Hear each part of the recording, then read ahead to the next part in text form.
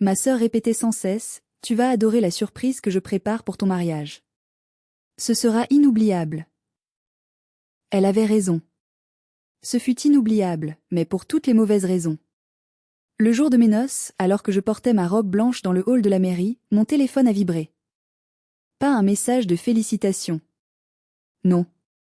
Une notification Instagram. Ma famille posait, verre à la main, sous le soleil de Bora Bora. La légende? Enfin libre. La meilleure fête de tous les temps. Tellement mieux sans elle. Il s'amusait. Il riait. Et le pire? Il payait ce voyage de luxe avec ma carte bancaire, celle que j'avais donnée pour la chimiothérapie de ma mère. 40 000 €. Ils avaient volé ma vie pour célébrer mon absence. Mais ils ignoraient une chose, je suis contrôleuse de gestion. Et la vengeance est un plat qui se mange glacé, surtout quand on peut geler les avoirs à distance. Bonjour à tous et bienvenue sur la chaîne. Avant de vous raconter comment j'ai transformé leur paradis tropical en un enfer financier, j'aimerais savoir d'où vous écoutez cette histoire. Dites-moi en commentaire votre ville ou votre pays, et quelle heure il est chez vous en ce moment. J'adore lire vos réponses, cela me donne l'impression que nous sommes une grande famille, bien plus unie que celle dont je vais vous parler. Revenons à ce matin-là. Il était 10h30. Le ciel de Paris était d'un gris métallique, une de ces matinées où la bruine semble pénétrer jusqu'aux os. Je me tenais dans la petite salle d'attente de la mairie du 14e arrondissement, lissant nerveusement le tissu de ma robe.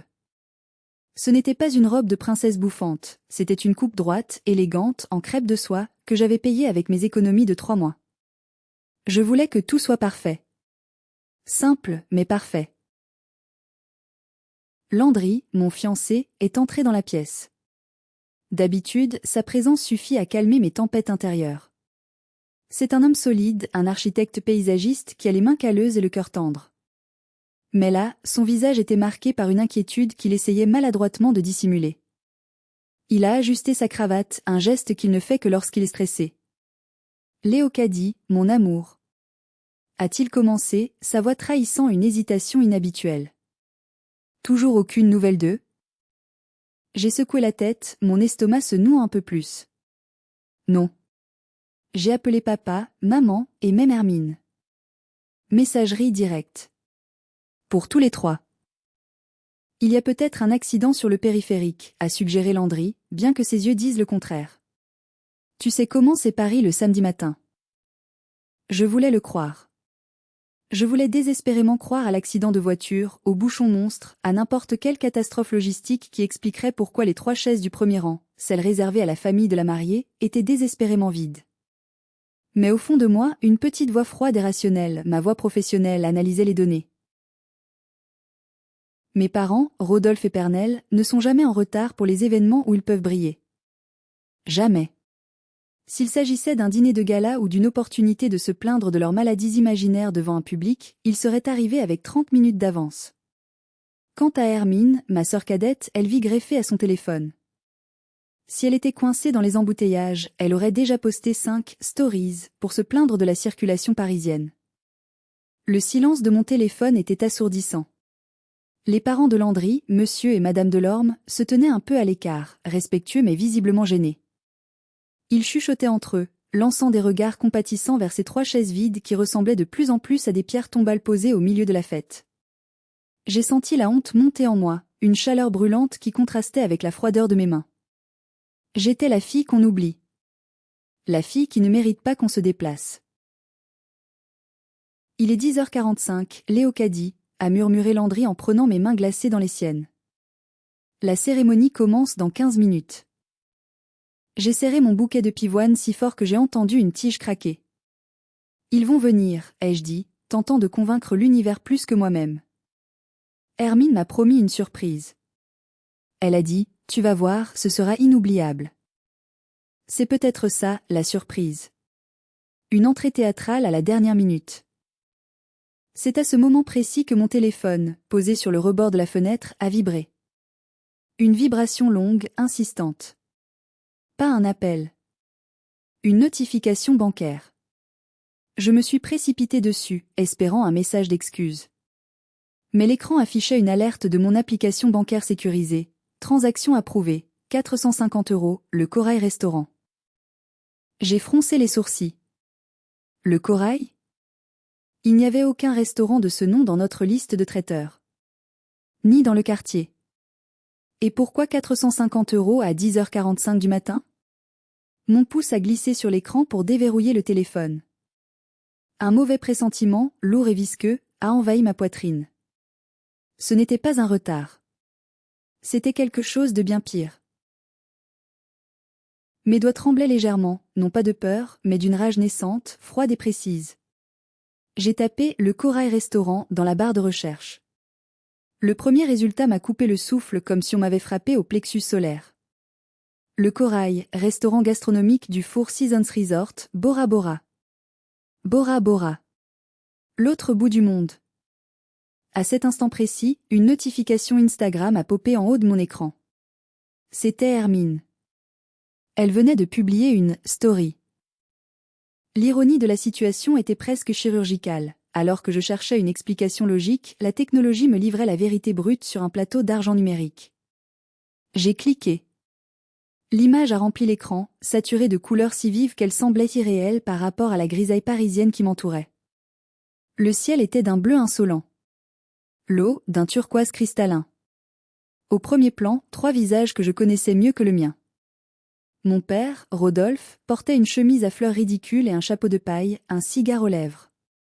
Ma mère, Pernelle, celle-là même qui prétendait être trop faible pour monter un escalier il y a une semaine, était allongée sur un transat, un cocktail gigantesque orné d'un petit parasol à la main.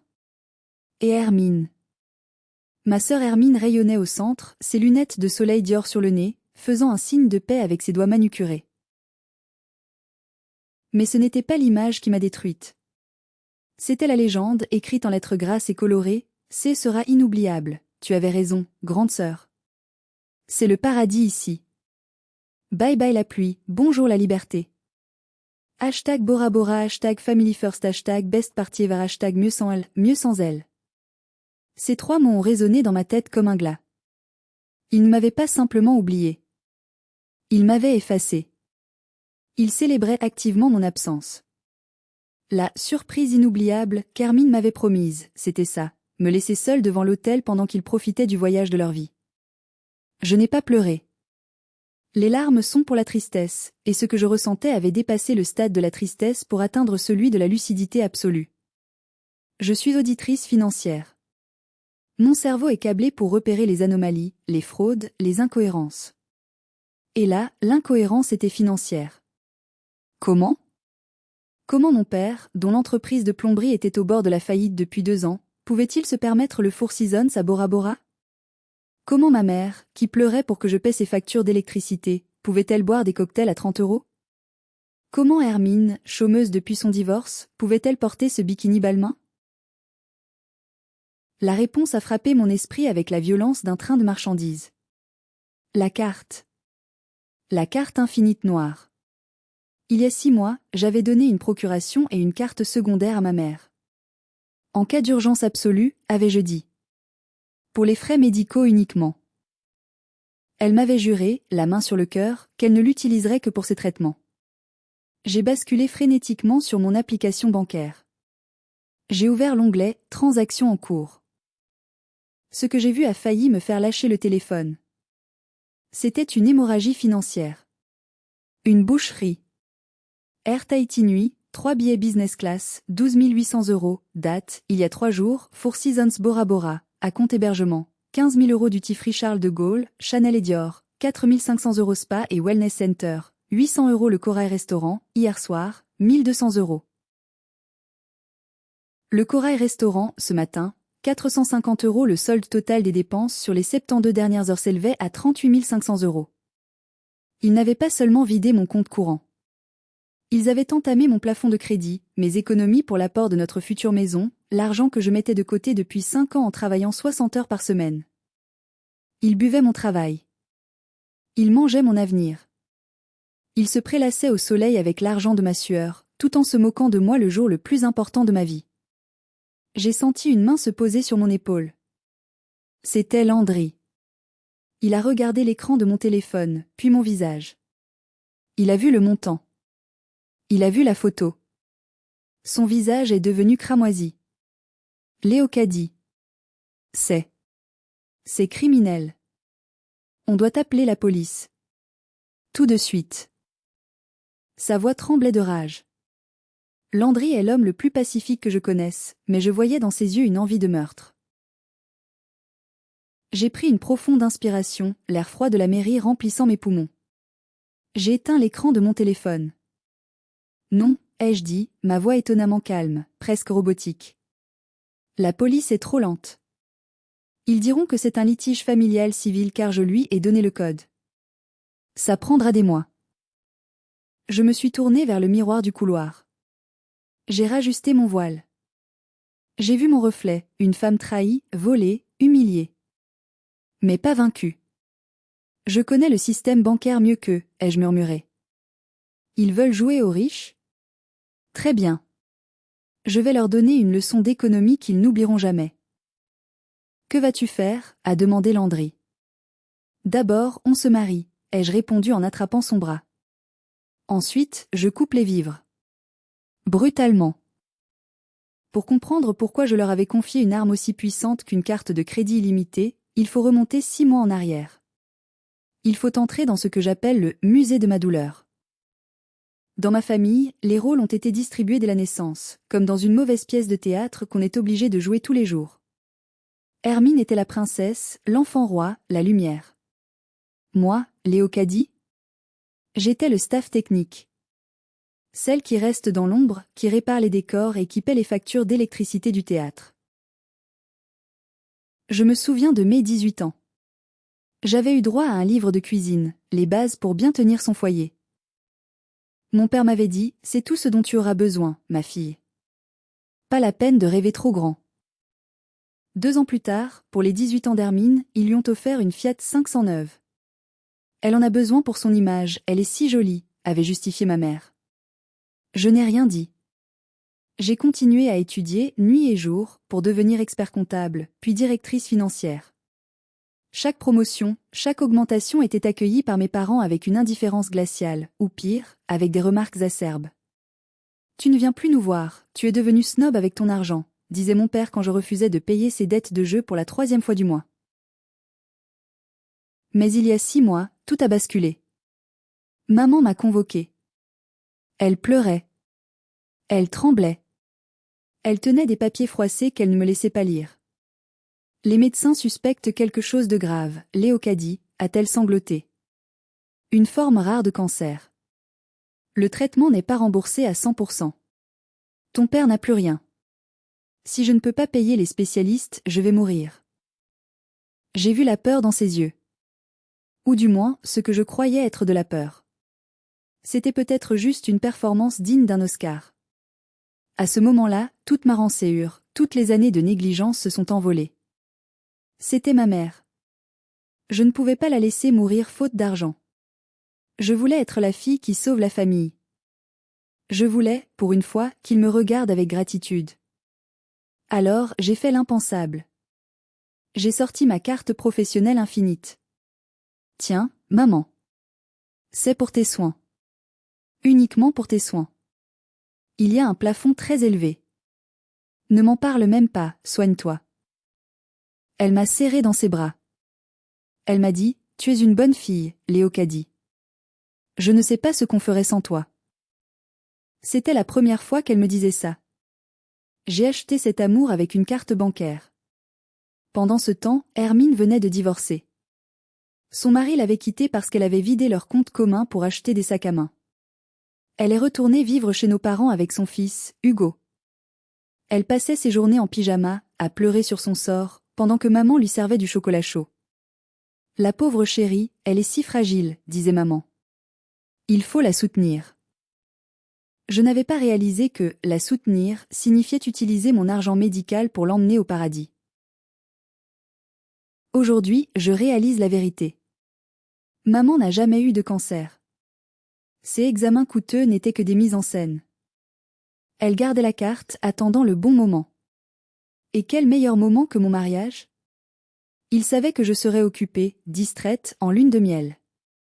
Il pensait avoir 2 semaines de tranquillité avant que je ne vérifie mes comptes. Ils ont transformé ma compassion en billet d'avion.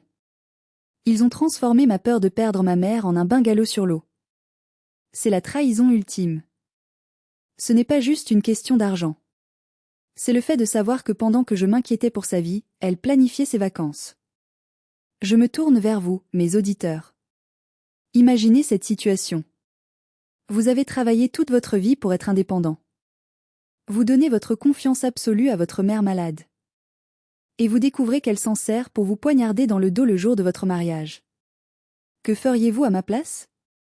Fermeriez-vous les yeux pour préserver la famille? Ou appuieriez-vous sur le bouton rouge nucléaire, quitte à tout détruire? Dites-moi dans les commentaires, je pardonne ou je détruis. Je suis curieuse de voir quel camp vous choisissez. Il était 11 heures pile quand la musique a commencé. Le canon de Pachelbel, joué par un petit quatuor à cordes. C'était le moment où mon père aurait dû se tenir à mes côtés, m'offrir son bras, peut-être verser une larme hypocrite. Au lieu de cela, j'étais seule devant les grandes portes en chêne. J'ai pris une profonde inspiration. L'air sentait la cire et les vieilles pierres. J'ai redressé les épaules. J'ai pensé à toutes les fois où j'avais attendu qu'il me valide, qu'il m'aime. Cette attente était terminée. J'ai fait signe à l'huissier d'ouvrir les portes. J'ai avancé dans l'allée centrale. Seul. Le bruit de mes talons résonnait sur le parquet. Les invités se sont retournés. J'ai vu la confusion sur leur visage, puis la compréhension, et enfin, la pitié. Je déteste la pitié. Alors j'ai levé la tête plus haut. J'ai fixé Landry, qui m'attendait au bout de l'allée. Il avait les larmes aux yeux, non pas de joie, mais de fierté féroce. Il savait quel courage il me fallait pour marcher seul aujourd'hui. En passant devant le premier rang, j'ai vu les 3 chaises vides. Elles ne me faisaient plus mal. Elles étaient devenues le symbole de ma libération. Regarde-les bien, Léocadie, me suis-je dit. C'est la dernière fois que tu leur réserves une place dans ta vie. Arrivé devant l'officier d'état civil, j'ai pris la main de Landry. Elle était chaude et solide. Nous sommes réunis. A commencé l'officier. Je n'écoutais qu'à moitié. Mon esprit était divisé en deux. Une partie vivait le moment présent, l'amour sincère de cet homme qui m'acceptait tel que j'étais. L'autre partie, la partie calculatrice, était déjà en train d'échafauder le plan de bataille. Au moment de l'échange des vœux, je me suis tournée vers les parents de Landry. Merci d'être là, ai-je dit, ma voix brisée par l'émotion. Merci d'être la famille que je n'ai jamais eue. Aujourd'hui, je ne change pas seulement de nom. Je change de vie. Je coupe les branches mortes pour laisser pousser les nouvelles. Belle-maman a essuyé une larme. Elle a compris. Tout le monde a compris. Je vous déclare mari et femme. Les applaudissements ont éclaté. Landry m'a embrassée, et pour la première fois de la journée, j'ai souri. Un vrai sourire. Pas celui de la victime, mais celui du vainqueur. Nous sommes sortis sous une pluie de pétales de rose.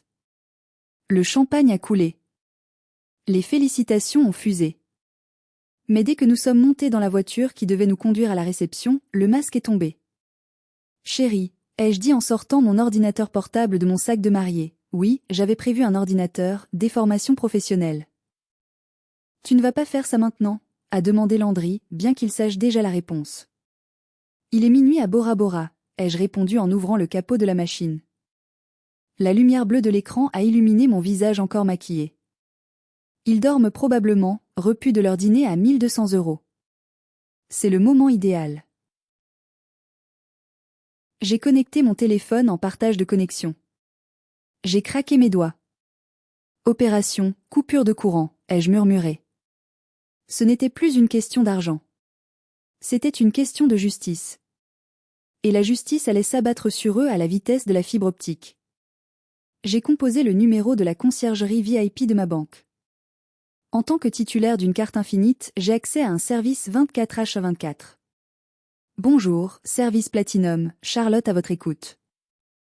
La voix était douce, professionnelle. Bonjour, Charlotte. Ici Madame Léocadie Delorme. Je vous appelle pour une urgence absolue. Je soupçonne une utilisation frauduleuse de ma carte bancaire principale. J'ai senti le regard de Landry sur moi. Il conduisait, mais il écoutait chaque mot. Oh mon Dieu, madame. Laissez-moi vérifier. Je vois effectivement une activité très intense en Polynésie française ces derniers jours. Vous confirmez que vous n'êtes pas sur place? Je suis à Paris, Charlotte. Je viens de me marier il y a 1 heure. Je peux vous envoyer mon certificat de mariage et ma géolocalisation en temps réel. Il y a eu un silence au bout du fil, ponctué par le bruit rapide d'un clavier. C'est effrayant, madame. Les montants sont colossaux. Presque 40 000 euros. Il y a des débits au Four Seasons, chez Chanel. Bloquez tout, ai-je ordonné, ma voix tranchante comme une lame de guillotine. Je veux que cette carte soit désactivée immédiatement. Et je veux lancer une procédure de chargeback rétrofacturation pour toutes les transactions des dernières 72 heures. Ce sont des transactions non autorisées. La carte a été subtilisée par des proches qui ont abusé de ma confiance. Très bien, madame. Je bloque la carte à l'instant. Pour le Four Seasons, comme le montant est très élevé et récent, nous allons émettre une alerte de fraude aux commerçants. Cela signifie que leur système de paiement va recevoir une notification de rejet pour les montants engagés. J'ai souri. Un sourire froid. Et Charlotte? Il y a aussi des cartes secondaires liées à ce compte. Une nom d'Hermine. Je la vois. Coupez-la aussi. Coupez tout. Je veux que même s'ils essaient d'acheter un chewing-gum, la machine leur rit au nez. C'est fait, madame. Les cartes sont mortes. Merci, Charlotte. Vous venez de me faire le plus beau cadeau de mariage. J'ai raccroché. J'ai regardé par la fenêtre de la voiture. Paris défilait sous la pluie, mais je voyais autre chose. Je visualisais la scène à 16 000 kilomètres de là. À Bora Bora, il faisait nuit. Ils étaient probablement dans leur bungalow sur pilotis, bercés par le bruit des vagues, rêvant à leur journée de lendemain. Massage le matin, jet ski l'après-midi, langouste le soir. Ils se sentaient intouchables. Ils pensaient que la banque Léocadie était ouverte 24 juillet. Mais ce qu'ils ignoraient, c'est la mécanique impitoyable des hôtels de luxe. Dès que la banque émet une alerte de fraude majeure sur une telle somme, le système de gestion de l'hôtel, PMS, clignote en rouge. Le directeur de nuit est alerté. Pour un hôtel, une facture de 15 000 euros qui risque d'être impayée n'est pas un petit problème. C'est une crise. Ils n'allaient pas attendre le matin. Ils allaient agir maintenant. J'ai imaginé le téléphone de la chambre sonner dans le noir. J'ai imaginé mon père, groggy, décrocher. Monsieur Rodolphe? This is a front desk. We have a problem with your payment method. Monsieur Rodolphe? Ici la réception. Nous avons un problème avec votre moyen de paiement. La panique allait s'installer doucement, puis brutalement. Ils étaient sur une île au milieu du Pacifique. Pour quitter l'hôtel, il faut prendre un bateau navette de l'hôtel. Pour quitter l'île, il faut un avion. Tout coûte de l'argent. De l'argent qu'ils n'avaient pas. J'avais fait plus que couper les vivres. Je les avais transformés en prisonniers de leur propre vanité. Landry a posé sa main sur ma cuisse. Tu es effrayante quand tu es en colère, tu sais, a-t-il dit avec un demi-sourire. Ce n'est pas de la colère, chérie, ai-je répondu en fermant mon ordinateur. C'est de la gestion de risque. Et je viens de liquider un actif toxique. Nous sommes arrivés à la salle de réception. La fête allait commencer. La vraie fête. Celle avec les gens qui m'aimaient. Quant à la best party ever de Bora Bora, le DJ venait de couper la musique. Ce qui s'est passé ensuite, je ne l'ai appris que plus tard, par des bribes de conversations haineuses et les aveux gênés de ma tante. Mais je peux reconstruire la scène avec une précision quasi cinématographique. Imaginez le réveil brutal. Il est 1 heure du matin à Bora Bora. On frappe à la porte du bungalow numéro 104, celui avec la piscine privée et le plancher de verre. Ce n'est pas le service d'étage avec des chocolats. C'est le directeur de nuit, accompagné de 2 agents de sécurité polynésiens, massifs et silencieux. Mon père ouvre, en caleçon, les yeux bouffis. « Il y a un problème ?» demande-t-il, probablement en français, car il refuse d'apprendre l'anglais. Le directeur, un homme courtois mais ferme, lui explique la situation. La carte a été déclarée volée. La banque a repris les fonds. La note actuelle est de 22 000 €, hébergement, vol, extra, et elle est impayée. C'est une erreur, a dû hurler ma mère, surgissant dans sa nuisette en soie, achetée la veille avec ma carte. Appelez ma fille. C'est sa carte. Nous avons essayé de débiter la carte, madame. Pick-up card, fraude. Nous avons besoin d'un autre moyen de paiement. Immédiatement. Sinon, nous devrons appeler la gendarmerie. C'est là que la réalité les a frappés. Mon père a sorti sa propre carte bleue Visa classique. Plafond, 2 000 €. Dépassé depuis longtemps. Refusé. Hermine a sorti sa carte de débit. Solde, 43 €. Refusé. Ils ont fouillé leurs poches, leurs sacs. Quelques billets de 50 €. Rien qui n'approche, même de loin, la somme due. L'humiliation a dû être totale. Le directeur a pris une décision radicale. Je suis désolé, mais vous ne pouvez pas rester dans cette villa. Tant que la dette n'est pas réglée, nous devons sécuriser nos actifs. Ils ont eu 15 minutes pour faire leur valise. Imaginez Hermine jetant ses robes neuves dans sa valise en pleurant, criant que c'est illégal. Imaginez ma mère, simulant un malaise cardiaque, mais s'arrêtant net quand personne ne s'est précipité pour l'aider. Ils ont été escortés hors du bungalow de rêve. Ils n'ont pas été mis à la rue, on ne met pas les gens à la rue sur une île privée, mais ils ont été conduits dans une salle d'attente administrative, près des cuisines et des locaux du personnel. Une pièce sans fenêtre, avec des néons qui grésillent et des chaises en plastique. Leur paradis venait de se transformer en garde à vue. Leurs passeports ont été confisqués par la direction en attendant le règlement. Ils étaient coincés. Pas d'argent pour payer l'hôtel, pas d'argent pour payer le bateau vers l'aéroport, pas d'argent pour changer leur billet d'avion, qui était non modifiable sans frais. Des poissons échoués sur le sable, le ventre à l'air, suffocant sous le poids de leur propre stupidité. Et c'est là qu'ils ont commencé à m'appeler. Pendant que je dansais ma première valse avec Landry, mon téléphone, laissé dans le vestiaire, s'illuminait comme un sapin de Noël. Maman. Papa. Hermine. Maman. Hermine. La panique traversait l'océan par ondes satellites pour venir mourir sur mon écran verrouillé. Il réalisait soudain que la fille ingrate, la vache à lait, tenait les clés de leur liberté. J'ai bu une coupe de champagne. J'ai ri avec mes amis. J'ai embrassé mon mari. Et je n'ai pas vérifié mon téléphone une seule fois de la soirée. C'était ma nuit. Et c'était leur cauchemar. 2 jours. J'ai éteint mon téléphone pendant 2 jours entiers. Landry et moi nous étions réfugiés dans une petite auberge en Provence, loin du bruit, loin de la fureur. C'était la première fois depuis des années que je respirais sans sentir le poids des attentes familiales sur ma poitrine. Mais la réalité finit toujours par nous rattraper, surtout quand elle est numérique. Le mardi matin, assis sur la terrasse avec un café et des croissants, j'ai rallumé mon smartphone. Le processeur a failli planter tant les notifications ont afflué en même temps. Le téléphone vibrait sans discontinuer, comme s'il était possédé. 80 appels manqués. 45 messages vocaux. 112 messages WhatsApp. J'ai regardé Landry. Il a posé sa main sur la mienne. Tu es prête? Non, ai-je avoué. Mais il faut bien vider l'abcès. J'ai mis le haut-parleur. Nous avons écouté, comme on écoute une série audio d'horreur. Message 1, Hermine, mardi, 2h15 heure française, Léocadie. Espèce de malade mental. Tu as bloqué la carte? On est à la caisse du restaurant, ça ne passe pas.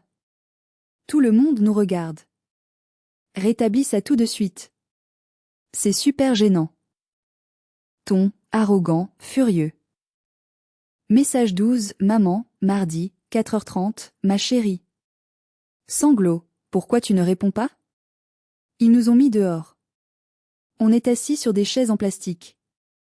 J'ai mal au cœur. Je crois que je vais faire une attaque. Tu veux tuer ta mère? C'est ça? Après tout ce que j'ai fait pour toi? Ton, manipulateur, larmoyant. Message 28, papa, mardi, 10h, écoute-moi bien, petite ingrate. Si tu ne vires pas 40 000 € sur mon compte dans l'heure, je porte plainte contre toi pour mise en danger d'autrui. Tu nous as abandonnés. On a faim. On n'a même pas pu prendre le petit déjeuner. Tu es une honte pour cette famille. Ton, menaçant, violent. Message 45, Hermine, mercredi, 14h, t'es vraiment une salope, tu sais ça? J'ai dû vendre mon bracelet Cartier à un touriste pour qu'on puisse acheter des sandwichs. J'espère que tu crèveras seul. Ton mari va te quitter quand il saura quelle sorcière tu es. J'ai coupé le son. Le silence de la Provence semblait encore plus pur après ce déferlement de haine. Il n'y avait pas un seul mot d'excuse. Pas un seul « bon mariage ». Pas un seul « on est désolé d'avoir utilisé ton argent sans te le dire ». Rien que des exigences. Rien que de l'ego. Il ne regrettait pas d'avoir volé, il regrettait de s'être fait prendre. Ils sont incroyables, a soufflé Landry, secouant la tête avec incrédulité. Ils t'insultent alors qu'ils ont besoin de toi. C'est pathologique. C'est ma famille, ai-je répondu sèchement. C'est alors qu'un nouvel appel est entré. Un numéro français. Tante Claudine. Mon cœur s'est serré. Tante Claudine est la sœur de ma mère, mais elle a toujours été différente. Plus droite. Plus juste. Si elle m'appelait, c'est que la situation était grave. J'ai décroché. Allô, Tata? Léocadie. Sa voix était stridente, paniquée. Mais qu'est-ce qui te prend? Ta mère m'a appelé en pleurs. Elle dit que tu as annulé leur voyage surprise, que tu les as piégés là-bas par jalousie et que tu refuses de payer pour l'hôpital de ta mère. Tout le monde en parle dans la famille. On te croyait folle, mais là, c'est de la cruauté. Je l'ai laissé crier. J'ai laissé le venin des mensonges de mes parents couler. Tata, ai-je dit doucement quand elle a repris son souffle. Est-ce qu'ils t'ont dit où ils sont? Oui, dans un centre de soins spécialisé dans le Pacifique, pour le repos de ta mère. J'ai failli rire. Un centre de soins. Le Four Seasons. Tata, raccroche. Je vais t'envoyer 3 photos sur WhatsApp. Regarde-les. Et rappelle-moi. J'ai raccroché. J'ai sélectionné 3 captures d'écran. La story d'Hermine, best party ever, mieux sans elle, avec les cocktails. La facture détaillée de l'hôtel, bungalow sur pilotis, champagne, spa. Le relevé bancaire montrant les achats chez Chanel et Dior. J'ai appuyé sur envoyer. La vérité est une bombe, ai-je dit à Landry. Et je viens de dégoupiller la goupille. 5 minutes. C'est le temps qu'il a fallu à tante Claudine pour analyser les preuves. Quand mon téléphone a sonné à nouveau, la tonalité avait changé. Ce n'était plus la sonnerie de l'accusation, c'était celle de la contrition. Léocadie. Sa voix tremblait, mais cette fois de colère contenue. C'est ta carte? Oui, Tata. C'est la carte que je leur ai donnée il y a 6 mois quand maman a dit qu'elle avait un cancer. Un silence lourd s'est installé au bout du fil. J'ai entendu le bruit d'un briquet. Tante Claudine avait arrêté de fumer il y a 10 ans. Elle venait manifestement de reprendre. Le cancer. A-t-elle répété. Pernelle m'a dit qu'elle avait besoin de repos. Mais Dior? Chanel? Ils ne sont pas dans un centre de soins, Tata. Ils sont en vacances. Ils ont séché mon mariage pour aller flamber 40 000 € de mes économies. Et quand j'ai coupé les vivres, ils ont inventé cette histoire de fille folle pour vous soutirer de l'argent. Les ordures, a sifflé Claudine. Le mot a claqué comme un fouet. Puis, elle a avoué l'inavouable. Ton père m'a appelé hier. Il m'a dit qu'il s'était fait voler leurs valises et leurs papiers. Il m'a demandé 5 000 € pour payer les frais consulaires et l'hôpital. Je leur ai fait un virement instantané, Léocadie. C'était mes économies pour refaire ma toiture. J'ai fermé les yeux. Ils avaient réussi à escroquer même leur propre sœur. Tata, je suis désolée. Tu ne reverras probablement jamais cet argent. Ils l'ont sans doute utilisé pour payer une partie de la note d'hôtel pour récupérer leur passeport. Ce n'est pas ta faute, ma grande. C'est la leur. La respiration de tante Claudine est devenue plus forte. Je sentais la matriarche en elle se réveiller. Dans notre famille, Claudine a toujours été celle qui avait le verbe, mais qui se taisait pour la paix des ménages. Cette paix venait d'exploser. Écoute-moi bien, Léocadie. Ne leur donne pas un centime. Pas un. Ils m'ont appelé, ils ont appelé ton oncle Marc, ils ont même appelé la grand-mère Solange en lui disant que tu étais sous l'emprise d'une secte.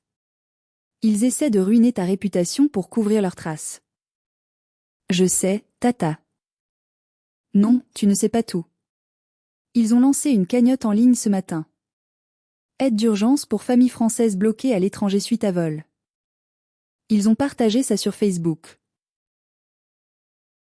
Le sang a afflué à mon visage. Une cagnotte. Ils osaient mendier publiquement après avoir vécu comme des rois. Léocadie, a repris Claudine. Je vais m'occuper de la famille. Je vais appeler Marc, Solange et tous les autres. Je vais leur envoyer tes preuves. Ils ne toucheront plus un centime de personne. Mais toi, tu dois te défendre publiquement. Hermine est en train de te détruire sur les réseaux sociaux. J'ai raccroché et j'ai ouvert Facebook. Tante Claudine avait raison. Sur le mur d'Hermine, un long post larmoyant. Cauchemar au paradis. Notre voyage de guérison pour maman s'est transformé en enfer. Ma propre sœur, jalouse et cruelle, nous a coupé les vivres sans raison. Nous sommes bloqués, sans nourriture, maman est à bout de force. Comment peut-on être aussi méchant avec sa propre famille? #SOS famille en danger dit sœur toxique, il y avait déjà 200 likes et des dizaines de commentaires d'insultes envers moi. Monstre, ingrate, on devrait la déshériter. J'ai regardé Landry. Il lisait par-dessus mon épaule, horrifié. Ils ne s'arrêteront jamais, n'est-ce pas? A-t-il demandé. Non. Tant qu'ils peuvent manipuler la vérité, ils continueront. J'ai ouvert mon ordinateur portable. J'ai craqué mes doigts une seconde fois. Alors on va leur donner la vérité. Toute la vérité. Brute. Chiffrée. Incontestable. J'ai commencé à rédiger. Pas sous le coup de l'émotion, mais avec la précision d'un rapport d'audit. Titre, pourquoi mes parents n'étaient pas à mon mariage, une facture à 40 000 €. J'ai appuyé sur « Publier ». Mon poste n'était pas une diatribe hystérique. C'était un dossier de preuves. J'ai commencé par une photo, moi, seule devant l'hôtel, avec les chaises vides bien visibles. Puis, j'ai mis la capture d'écran de la story d'Hermine, mieux sans elle. Le contraste était violent. Dévastateur. Le texte disait simplement « À tous ceux qui s'inquiètent pour ma famille bloquée et affamée à Bora Bora, voici les faits. 1. Ils n'ont pas été volés. Ils ont utilisé ma carte bancaire, confiée à ma mère pour ses soins médicaux, cancer suspecté, pour financer des vacances de luxe. 2. Voici le relevé des dépenses des 3 derniers jours, 15 000 € d'hôtel, 4 000 € de shopping de luxe, 12 000 € de vol business class. Total, 38 500 €.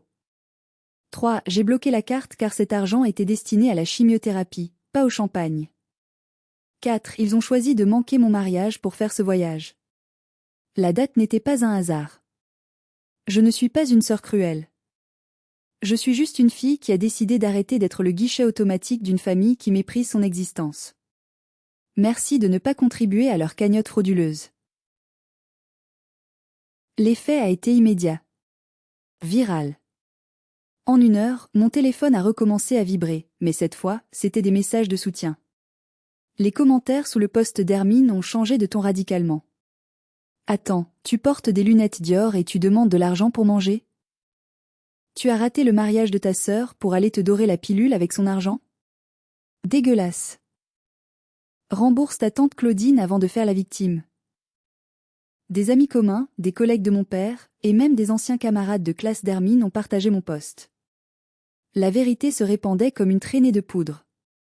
L'image de la pauvre famille victime s'effondrait pour révéler leur vrai visage, des parasites narcissiques.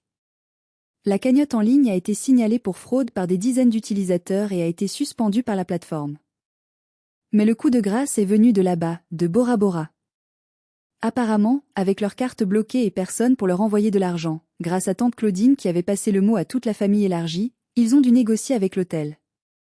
J'ai appris plus tard qu'ils avaient dû laisser en gage tout ce qu'ils avaient de valeur, les bijoux de ma mère, la montre de mon père, et tous les achats de luxe qu'ils avaient faits les jours précédents.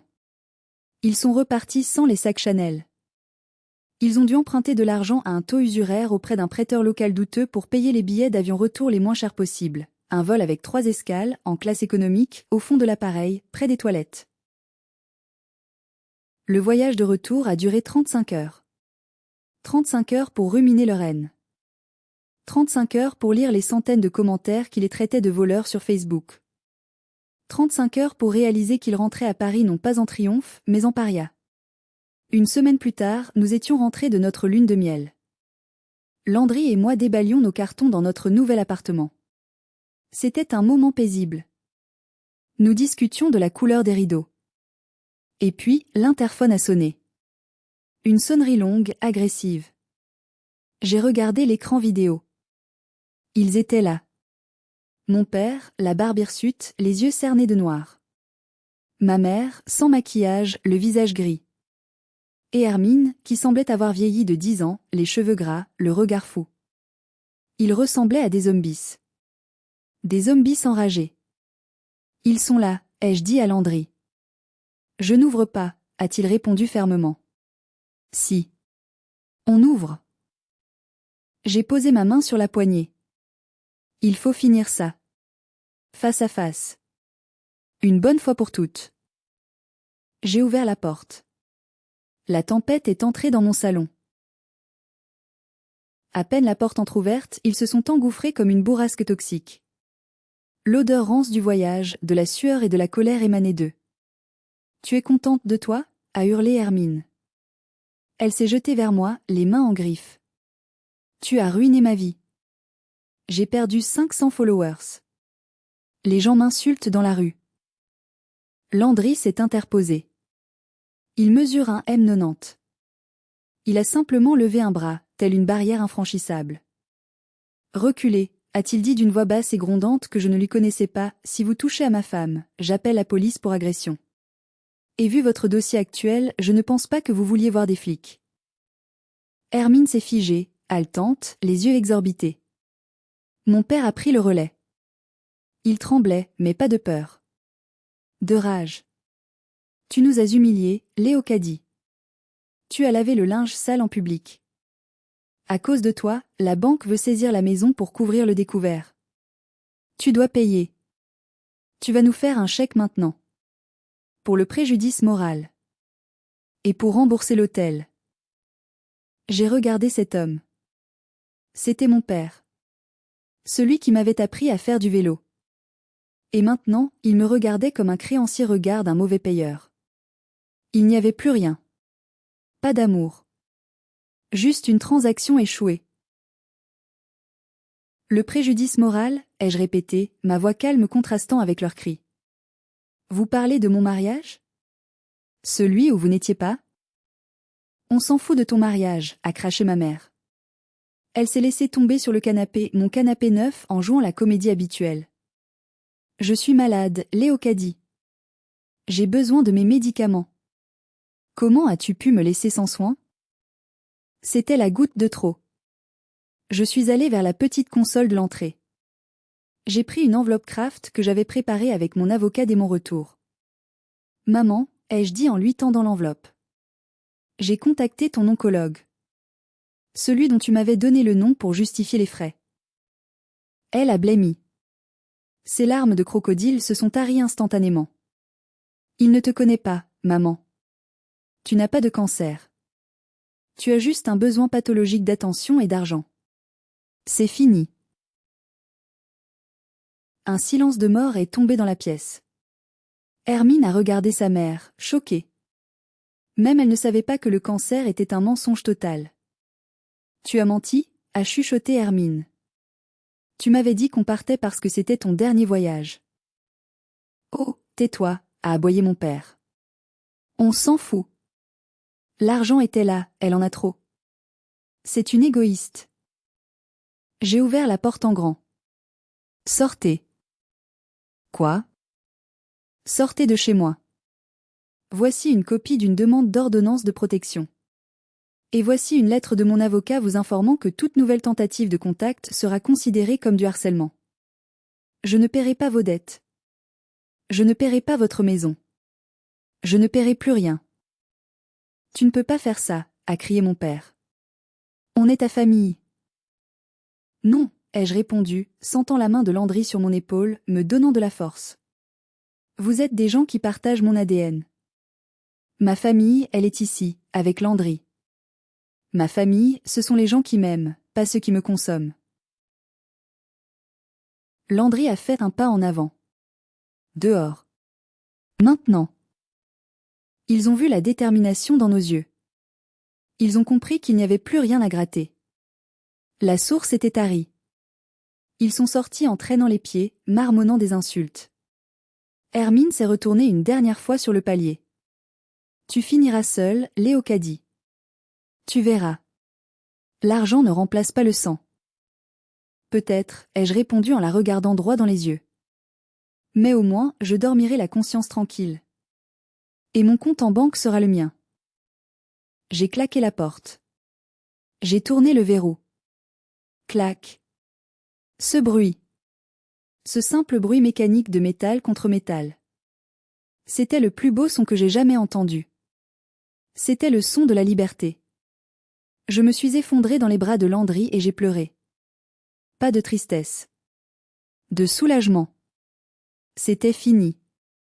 Les fantômes étaient partis. On dit que le karma est patient, mais dans leur cas, il a été rapide et brutal. 6 mois ont passé depuis ce jour fatidique. Les rumeurs circulent vite et grâce à tante Claudine, je suis tenue au courant, même si je ne pose jamais de questions. La chute a été vertigineuse. Mon père n'a pas pu rembourser les dettes contractées à Bora Bora, ni le prêt relais qu'il avait pris sur la maison. La banque a saisi le pavillon familial. Cette maison où j'avais grandi, où j'avais été ignorée pendant 20 ans, a été vendue aux enchères. Ils vivent maintenant dans un petit HLM en banlieue, un 2 pièces humide où ils s'entassent tous les 3. L'ambiance doit y être irrespirable.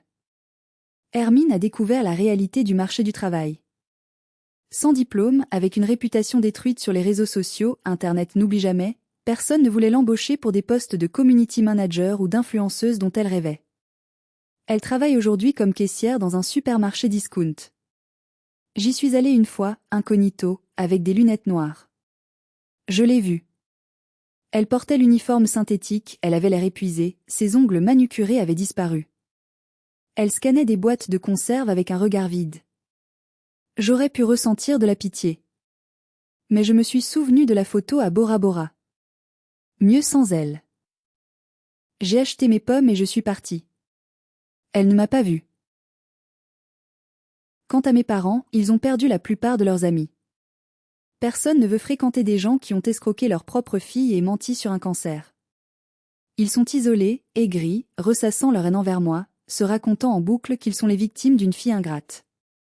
C'est leur manière de survivre, le déni. De mon côté, la vie a fleuri. J'ai récupéré l'intégralité des 40 000 €. Grâce aux preuves accablantes, l'utilisation frauduleuse par des tiers pour des dépenses non médicales, l'assurance de la carte a fonctionné, et la banque s'est retournée contre mes parents pour récupérer les fonds. C'est une autre dette qu'ils devront payer toute leur vie. Avec Landry, nous avons utilisé cet argent comme prévu, pour l'apport de notre maison. Une maison lumineuse avec un grand jardin. Et il y a une autre nouvelle.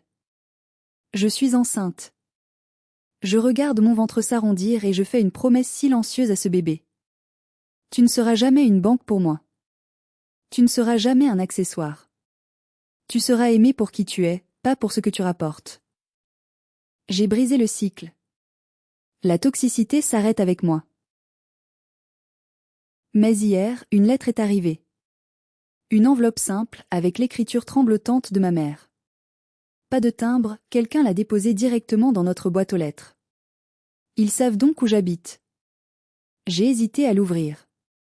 Landry m'a dit, tu n'es pas obligé. Mais la curiosité, ou peut-être un reste d'habitude, l'a emporté. J'ai ouvert l'enveloppe avec un coupe-papier, comme pour mettre une distance physique entre moi et ces mots. La lettre était courte, tachée de ce qui ressemblait à des larmes séchées, ou de l'eau du robinet. Avec elle, on ne sait jamais. Ma chère Léocadie, je t'écris car ton père dort et je suis seule. Je suis vraiment malade cette fois. Le stress m'a donné un ulcère. Nous n'avons plus rien. Hermine ne nous donne pas un sou de son salaire, elle garde tout pour elle. Ton père boit. Je repense à quand tu étais petite. Tu étais si gentille, si généreuse. Où est passée ma petite fille? Je sais que nous avons fait des erreurs. Mais une famille, c'est fait pour pardonner. Nous sommes prêts à te pardonner tout le mal que tu nous as fait, toute cette humiliation publique, si tu acceptes de nous aider un peu. Juste de quoi payer le loyer et mes médicaments.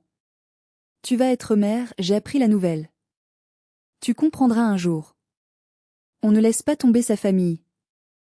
Je t'aime, maman. J'ai relu la lettre 2 fois. Nous sommes prêts à te pardonner. Même dans la défaite, même dans la misère, ils ne pouvaient pas s'empêcher d'être arrogants. Ils inversaient encore les rôles. C'était moi qui avais besoin de leur pardon?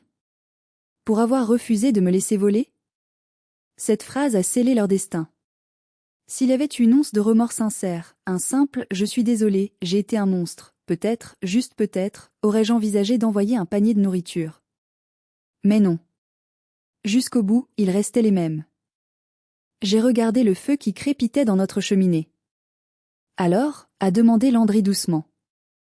Elle dit qu'elle m'aime, ai-je dit. Mais elle me demande de l'argent dans la même phrase. Elle dit qu'il me pardonne. C'est fascinant. Je me suis levée. J'ai marché vers le foyer. Je ne veux pas que notre enfant connaisse ces gens, Landry. Jamais. Je ne veux pas qu'il pense que l'amour est conditionnel. Je ne veux pas qu'il voie sa grand-mère manipuler la vérité. Je suis d'accord, a dit Landry. J'ai tendu la main vers les flammes. J'ai lâché la lettre. Le papier a noirci, s'est recroquevillé, puis s'est embrasé. Les mots « je t'aime » ont disparu dans une volute de fumée grise. Je n'ai rien ressenti. Pas de douleur. Pas de tristesse. Juste une immense légèreté. Comme si je venais de poser un sac de pierre que je portais depuis 29 ans. C'est fini, ai-je murmuré. J'ai pris mon téléphone. J'ai envoyé un message à mon avocat, relancé la procédure pour l'obligation alimentaire. Je paierai le minimum légal directement aux organismes si un juge m'y oblige, mais je refuse tout contact direct. Verrouillez tout. Je me suis rassise près de mon mari. Il a posé sa main sur mon ventre. La vie continue. La vraie vie. Celle qu'on choisit, celle qu'on construit, pas celle qu'on subit. J'ai perdu 40 000 € temporairement, j'ai perdu mes parents définitivement. Mais en échange, j'ai gagné ma liberté, ma dignité et un avenir sans chaîne. C'est l'investissement le plus rentable de ma carrière. Voilà mon histoire. C'est l'histoire d'une fille qui a dû devenir orpheline volontaire pour survivre. C'est l'histoire d'un mariage où les chaises vides étaient finalement le plus beau des cadeaux. Et vous? Avez-vous déjà dû couper les ponts avec des membres toxiques de votre famille? Avez-vous ressenti cette culpabilité, puis ce soulagement? Ou pensez-vous que j'aurais dû pardonner, malgré tout, parce que c'est la famille? Racontez-moi votre histoire dans les commentaires. Je lis tout, et je réponds souvent. Si cette histoire vous a touché, ou si elle vous a juste mis en colère au nom de la justice, laissez un like et abonnez-vous à la chaîne pour ne pas rater les prochaines histoires de vengeance et de karma. Merci de m'avoir écouté. Prenez soin de vous, et surtout, surveillez vos cartes bancaires.